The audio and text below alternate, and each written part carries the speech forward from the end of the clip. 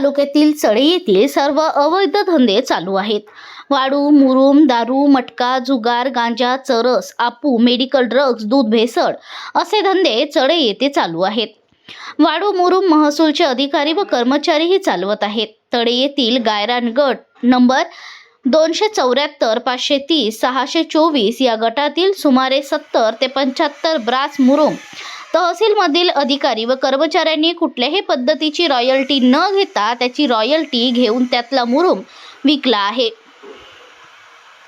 चंद्रभागा नदीतून 5 ते 10 होड्या 24 तास चालू आहेत व वाळू उपसा करीत आहेत। महसूल अधिकारी प्रांतसाहेब सचिन इथापे व तहसीलदार सचिन लंगोटे व सर्कल पंकज अर्जुन राठोड व गाव कामगार तलाठी संजय गोरे व कोतवाल महादेव बनगर या सर्व जणांनी 70 ते 75 ब्रास मुरुम विकला आहे व वाळू 24 तास चळे येथून बेकायदेशीर वाळू उपसा चालू आहे। तसेच बेकायदेशीर वाळू साठा आहे।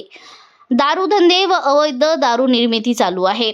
त्याकडे राज्य उत्पादन विभाग पंढरपूरचे अधिकारी कोणतीही कारवाई करीत नाहीत। तालुका पोलीस स्टेशनचे अधिकारी व कर्मचारीवर नमूद केलेल्या वर्णाचे सर्व धंदे व्यवस्थितपणे व चांगल्या पद्धतीने त्याच्या सोयीने चालवत आहेत। वरील सर्व धंदे पोलीस अधिकारी व महसूल अधिकारी हे व्यवस्थित चालवत आहेत।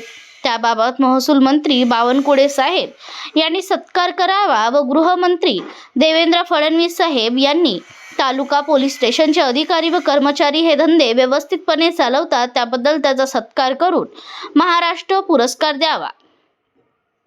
सदरचे अवैध धंदे 8 दिवसात बंद न झाल्यास व कारवाई न झाल्यास पंढरपूर प्रांत कार्यालय अथवा तहसील कार्यालय समोर बेमुदत उपोषण करणार आहे।